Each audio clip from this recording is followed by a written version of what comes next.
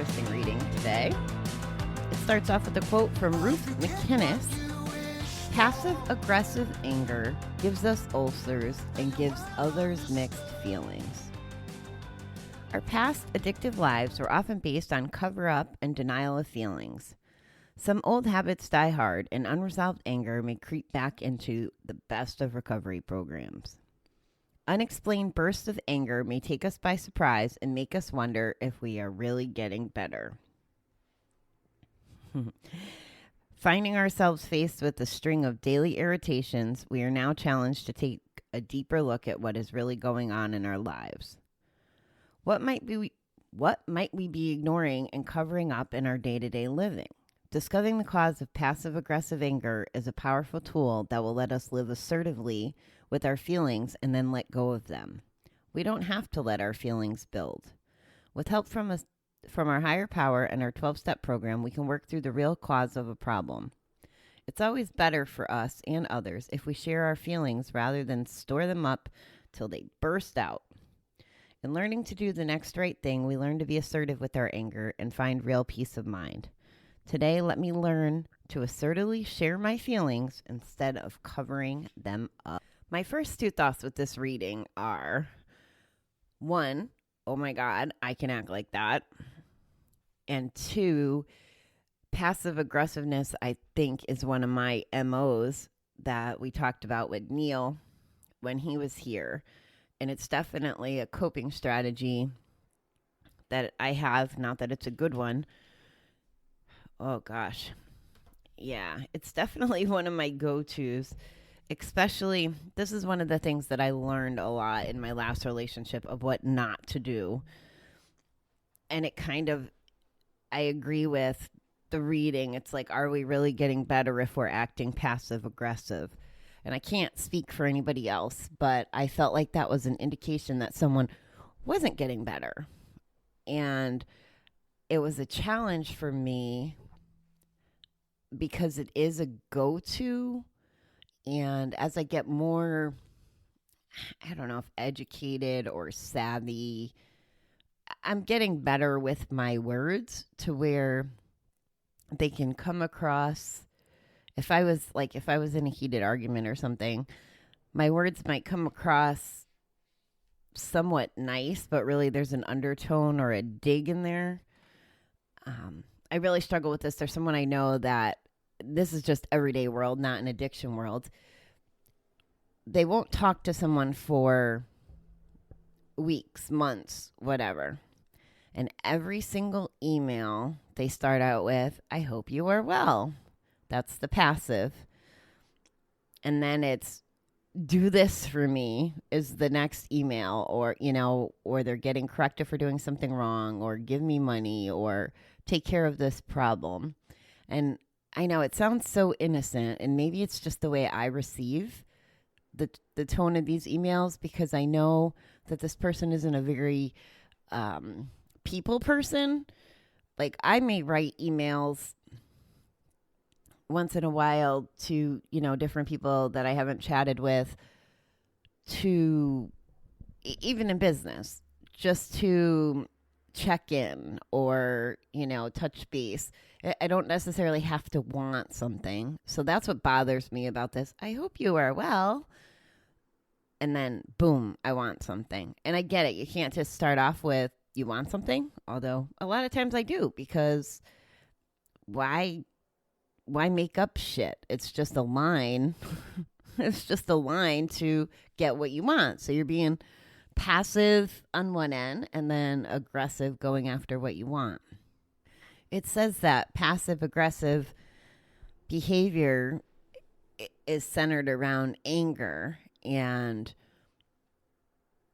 I know for me that I've definitely acted this way out of anger. And I think the message in the reading today is, what are we doing about our feelings instead of being passive-aggressive? And I've had this like, oh my God, if I send this text or I say this thing, am I acting in recovery or am I acting like a jerk, And there's been times, and people don't always get this, But I've done it, and I'm fortunate for the people who do understand, where I literally say, I have to not talk about this right now. Or, you know, basically, I don't want to take it out on the other person, the anger I'm feeling. But I know that I would be sarcastic or passive aggressive or just mean or whatever if I'm disagreeing with what they do. But I also know usually if I sit with something long enough, I can get over it. And this is where, if you're a person who prays, or you could do the serenity prayer, or you could journal, or you can podcast, whatever it is to get rid of that anger, go for a bike ride. That's why the self-care piece of this is so important in recovery. Like, if you want to be successful, if you're not giving yourself the outlets to get rid of the anger, of course it can come out in other ways. And passive aggressive is definitely one of those. So the reading asks, what might we be ignoring and covering up in our day-to-day living? So one of my hot spots where I'm the most sarcastic and passive aggressive, and it's not the right thing to do, and this is part of why I go for a walk every day. I try to get it out of my system during the walk. My frustrations is I want to be doing other things. I don't want to be at my day job, and the littlest things anymore just frustrate me. And they're not a big deal thing. 3 years ago when I first got back here, and that's actually what it's been. Friday it'll be 3 years exactly since I've been back. My job's not bad. The people aren't, worse per se. There's not any life-threatening conundrum going on that should make me feel this angst and anger. So if I was to dig in to what am I covering up or feeling on that instance, it has to do with I'm not living my dream anymore. Like, I used to be able to serve the floral managers, and I feel very handcuffed. And that's the bigger issue, is that the things that I believe are good for the stores, my customers, the people that I want to help, I can't seem to get done. There seems to be too many obstacles. And if the people bigger than me aren't in support of the things that I'm saying or doing, then I'm not going to win. I'm going to just end up coming across really mean, or not mean, insubordinate almost. So that's the deeper issue, and I have to either deal with it and try to be a good human being in the process, or get out. Like, those are my two choices. It's that black and white to me. Oh, I guess I could deal with it and try to be less sarcastic and passive aggressive and all that. And honestly, I think COVID is saving me from that too, because I was getting more and more snippety. And, there's just things I don't agree with. And there's a person that I feel has impacted a lot of things in a way I don't agree with. But again, I have to suck it up. It doesn't mean that the company I work for is bad or whatever. It just means that when I see this person, I kind of want to be sarcastic and an idiot every time. And I can't really do that. I'm not working on me, like they could be. It's funny because I thought about, in some instance, so as someone who's managed people before, I've done some very bold things. Like, I've given anonymous surveys and whatever. Like, if I'm not doing something right, guys, tell me. And this has been identified as a weakness of mine for a really long time. And I thought about writing this person that I struggle with a note saying, it's funny because I laid in bed. It was kind of like the same premise as when I decided to start doing Coping While Cooped. I thought about what this letter would look like, and I wanted to share the perspective. Okay, well, if you're going to manage this way, this is the impact that it's having, or this is how we see it. Because when this person first got there, the opening speech about how they were going to help us and teamwork and rah, rah, rah, I'm not seeing any of it come to fruition. And my feelings, I shouldn't be taking it personally, but my feelings are hurt, frustration, because I feel like this person's lied to me. Like, this is all work stuff. I don't believe that, work should have a place for all these kinds of feelings, but I still have them, and I don't want to say I can't control them. Controlling them is challenging, I guess. I can't change my feelings, but I got to make sure that my behavior doesn't reflect them or hurt anybody else or myself more. So anyways, I thought about writing him this letter and kind of calling out, okay, these are the things that I'm really struggling with here, or this is the perception by your actions. And I thought about making it a teachable moment, and that part of what I wanted to say would have not just helped me, hopefully, but helped him grow as a leader and as an individual. And what I found myself doing, and this is how I know when I'm angry about something, is as I'm thinking about what the verbiage would say in this letter, I keep going back to little sarcastic comments in it, like where I want to be helpful, but then I want to zing them because I'm angry about past behaviors. So the good news is I recognize that. The bad news is I'm not over feeling a lot of that way. So I didn't send the letter because it would have been passive aggressive, because I couldn't write it without coming across that way. So I know that the work stuff may not resonate with everyone, but the moral of the story is I have a feeling. The feeling is angry and frustration, and then I can take action. So I have to circle back and just really go, okay, it's not that bad, really. I mean, like I said, nobody's dying. And if I don't want to live this way, if I don't want to feel these feelings, then I have to do something different. So then I put the onus back on me, just like the Serenity Prayer. What can I control? I can control my attitude. I can control, when he first got there, I would share ideas and, go, I don't want to say go out of my way, but I would interact with him regularly. Even before we left the building, I stopped interacting because it wasn't good for my how I feel. Like, once he lied to me, like bold-faced lied to me, now I don't even talk to him because I have no respect anymore. And that's just how I'm dealing with it. So now I just use my chain of command to get it to him. I don't need to talk to him. I don't need to make him look better. I'm trying to find neutral. I'm not sure if I shared neutral with you guys before, but something I learned from Brooke Castile last year from her listening to her podcast.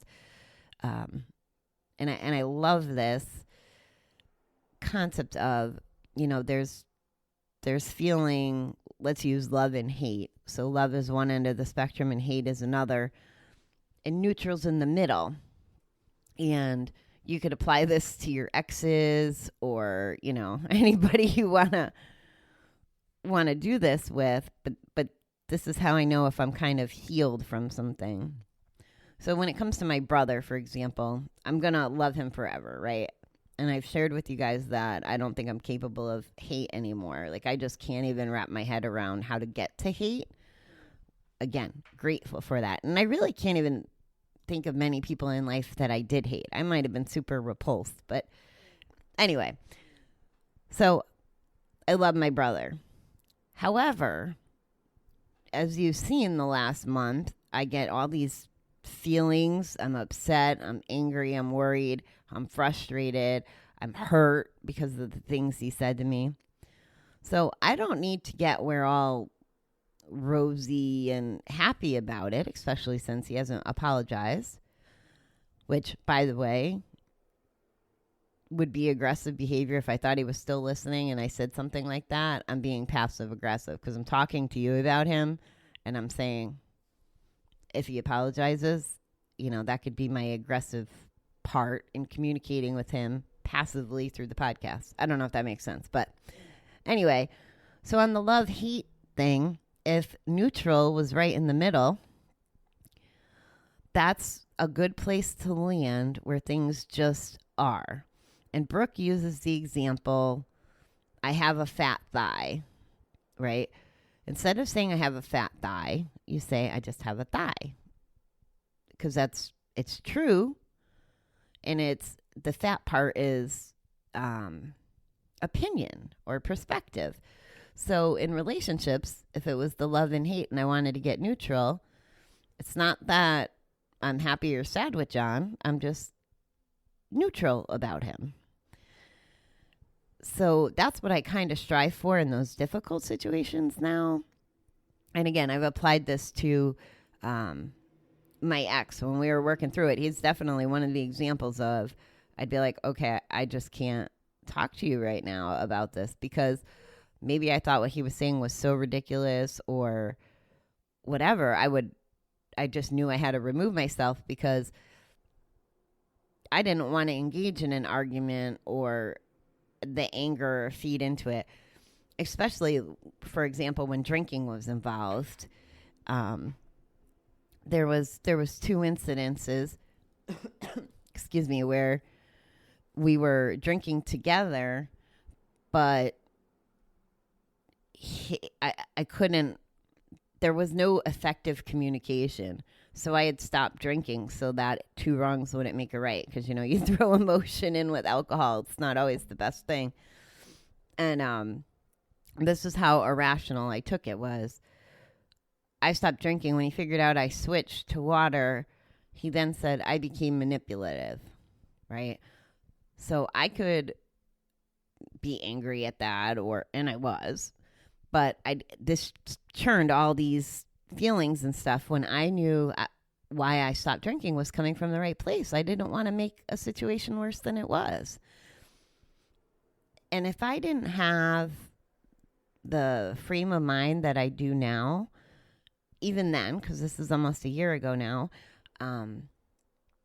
I could have, argued more or said hurtful things. I think that's the part that I'm glad I recognize is you can't take your actions back. And going back to the 5th step part, we talked about the 5th step and turning stuff over. And the way that I told you I was going to see Justin last night for his step work, what he talks about is when you're doing the 5th step and you tell, you've written this list of all your defects and then all your positives. And once you share that, you let it go. It doesn't necessarily give you a clean slate. For me, it kind of did. It doesn't take away the fact that we've done those things, but it does make it so we don't have to hang on with them every day. And the reason I point this out is because if we're hanging on to them, that's the uncovering that the reading asked about. What are we ignoring and covering up? They're not serving us. That's the point of letting them go or releasing them to someone else, because they just tear us apart on the inside. The guilt if we feel bad about something, or the shame, or the hurt if someone hurt us, because that's the other things. We're sharing all that stuff. And yeah, it can live there. And I've told you before, with the stuff I've let go, I don't really have a big, strong memory of anymore. I mean, if I applied myself, I would, but I look at it now as all of that happened to get me to this point, the good, the bad, the ugly. So I don't have to hang on to those feelings. So hopefully that helps me be less passive aggressive, less sarcastic as a human being. So those are kind of my examples. I know I went in a bunch of different directions there, but I feel like I could be a superstar at being passive aggressive if I allowed myself. And, if you find yourself doing that, this is where the open-mindedness and the willingness to look in the mirror come in so handy. Are we being passive aggressive? Are we being kind, with the passive aggressiveness? Because it can get hidden. We can bundle it up. And I found that typically it's just to get a reaction out of the other person. So you have 2 angry people or 2 people feeling negative emotions. What the hell good does that do? Oh, it brings us back to one of our symptoms of a relapse, right? Argumentative. Because if we have two people frustrated and angry, it's a whole lot easier to achieve an argument than if it was only one person feeling a certain way. So, yeah, there was a lot to that passive aggressiveness. All right, guys, I hope that helped. I will see you tonight. I have a training. Yeah, I have a training at 8 o'clock, so I don't know if I'll see you before or after class tonight, but I hope everybody has a wonderful Wednesday. The sun is shining here in New York, so I'm happy about that. I think we're actually going to start being above 40 degrees for a while, which means David and I can go back out riding, which I'm excited about that too, as long as we stay away from the freaking geese. All right, guys, have a good day. Talk to you soon.